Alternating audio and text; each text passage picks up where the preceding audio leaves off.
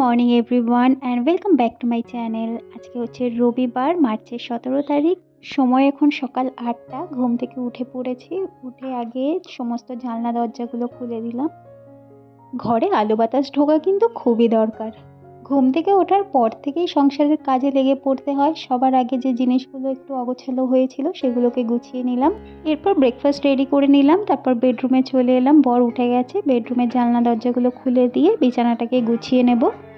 সকালে উঠে বিছানা গুছিয়ে নেওয়ার পরে কিন্তু ঘরটা অনেকটা পরিষ্কার মনে হয়। তারপর যে জিনিসগুলো রাত্রিবেলা এদিক ওদিক হয়ে থাকে আর কি, মানে যেমন জলের বোতলটা জানলার উপর রাখা থাকে। তারপর এই টুকিটাকি জিনিস বর বাইরে থেকে এসে ঘড়িটা টেবিলের উপর খুলে রাখে। খাটের উপর হেডফোন, এগুলোকে আমি সমস্ত সকালবেলা গুছিয়ে রেখে দিই, জিনিসটা জায়গায় রেখে দিই।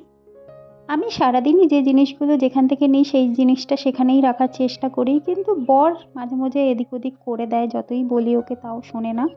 আসলে এইসব জিনিসগুলো নিয়ে একটা বাড়ির মেয়েই মাথা ঘামায় বা বাড়ির বউই মাথা ঘামায়। ছেলেরা কিন্তু এইসব দিকে খুব একটা নজর দেয় না। বর বাজারে গেছে, ও বাজার থেকে আসলে তারপর রান্না বসাবো। সেই টাইমটুকুতে আমি ঘর গোছানোর কাজগুলো করে নিলাম। একটু ডাস্টিংও করে নেব যতক্ষণ না ও আসছে। বেশিরভাগ ডাস্টিং আমি করি রান্না বসিয়ে দিয়ে যে টাইমটা থাকে সেই টাইমটায়। বাট এখন যেহেতু হাতে সময় আছে তো এইগুলো কাজগুলো এগিয়ে রাখছি, তাহলে আমি পরে অন্য কাজে হাত দিতে পারবো, মানে একটা এক্সট্রা কাজ করে নিতে পারবো রান্না বসিয়ে দিয়ে। প্রতিদিন একটুখানি প্ল্যান করে কাজকর্মগুলো করলে কিন্তু একা হাতে সুন্দরভাবে সংসারের সমস্ত কাজকর্ম সেরে নেওয়া যায়। আর সকালবেলা উঠে যখন আমি কাজে হাত দিই তখন চেষ্টা করি সমস্ত কাজগুলো কমপ্লিট করে তারপরেই বসার। এই একটু কাজ করলাম আবার বসে আছি, বর কখন বাজার থেকে আসবে তারপর আবার নেক্সট কাজ করব, এরকমভাবে করি না। তাহলে সময়টা অনেক চলে যায় আর শরীরে একটা ল্যাদ লেগে যায় আর কি বলতে পারো। আর সংসারের কাজকর্মগুলো একা হাতে করতে হলে নিজের সময় মতো নিজের একটু বুদ্ধি খাটিয়ে প্ল্যান করে কাজগুলো করে নেওয়াই ভালো।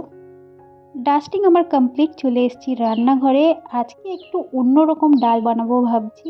এখানে দেখো, পেঁয়াজ কুচিয়ে নিয়েছিলাম, কাঁচা লঙ্কা কুচিয়ে নিয়েছিলাম, তেল গরম করে তার মধ্যে পাঁচফোড়ন দিয়েছি আর পেঁয়াজ কাঁচা লঙ্কা দিয়ে দিয়েছি আর একটু আদা রসুনের পেস্ট দিয়েছি, নুন হলুদ লঙ্কা গুঁড়ো জিরে গুঁড়ো সমস্ত কিছু দিয়ে ভালো করে মশলাটাকে কষিয়ে নেব। একটা টমেটো কেটে রেখেছিলাম সেটাও দিয়ে দেবো। এবার টমেটোটা নরম হয়ে যাওয়া অবধি ওয়েট করব।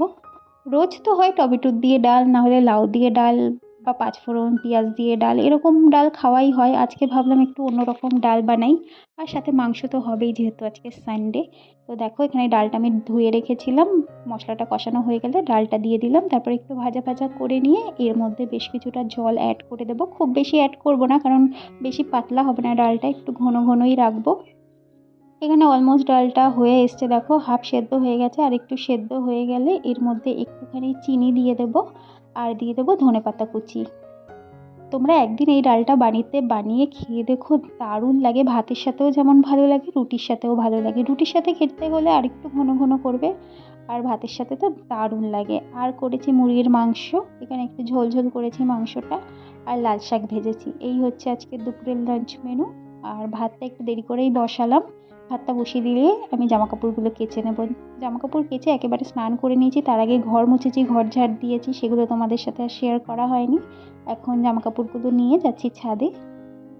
আর এই দুদিন ধরে না ওয়েদারটা বেশ ভালো, একটু মেঘলা মেঘলা আছে। এখন বেলার দিকে একটু রোদ উঠেছে, কিন্তু বেশ ঠান্ডা ঠান্ডা আছে। জামাকাপড়গুলো শেডের তলায় মেলে দিলাম, জানি না কখন আবার বৃষ্টি চলে আসে। আর এদিকে দেখো গাছগুলো একটু শুকিয়ে গেছে, এখন জল দিতে হবে, কিন্তু দুপুরবেলা যেহেতু জল দেবো না, ভাবছি বিকেলবেলা এসে জল দিয়ে দেবো। আর বেগুনটা দেখো পেকে গেছে পুরো। ছোট্ট বেগুন, আমি ভেবেছি আরও বড় হবে, কিন্তু এসে দেখছি পুরো শক্ত হয়ে গেছে আর কালারটাও চেঞ্জ হয়ে গেছে, মানে বেগুনটা পেকে গেছে। বেগুনটা তুলে নিয়ে নিচে চলে এলাম। বর স্নান করে চলে এসেছে, ভাতটা বেড়ে এবার খাওয়া দাওয়াটা করে নেব। খাওয়া দাওয়া করে একটা ছোট্ট ঘুম দেবো।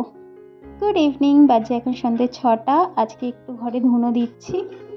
আমি মাঝে মাঝেই সন্ধেবেলা করে ঘরে ধুনো জ্বালাই। এমনি নারকেল ছোবা যখন না থাকে, এই দেখো ছোট ছোট রেডিমেড ধুনোগুলো বাজারে কিনতে পাওয়া যায়, এগুলোতেও খুবই সুন্দর গন্ধ হয়। আর ধুনো দিলে কিন্তু ঘরে একটা পজিটিভ এনার্জি কাজ করে। তারপরে চা খেয়ে অনেকক্ষণ পর একটু খিদে খিদে পাচ্ছিল, আলু সেদ্ধ ছিল সেটাকে মেখে আর এই রেডিমেড ফুচকাগুলো ভেজে নিয়েছি। আর তেঁতুল তো সবসময় ফ্রিজে থাকে, ওটাও বানিয়ে নিয়েছি। এখন ফুচকাটা খাবো আয়েশ করে, ফুচকা খেতে আমার দারুণ লাগে। তারপর একটু বসবো, বসে রাতের রুটি করতে যাব, রুটি করবো আর আলু ভাজবো, ব্যাস এই হচ্ছে আজকে সিম্পল ডিনার। তো রুটিটা করা হলে আর কোনো কাজকর্ম থাকবে না। তো চলো এখন ফুচকাটা খেয়ে নিই, আর ব্লগটা এখানেই শেষ করছি। ভালো লাগলে please like comment share and please subscribe. দেখা হচ্ছে নেক্সট ব্লগে। টাটা।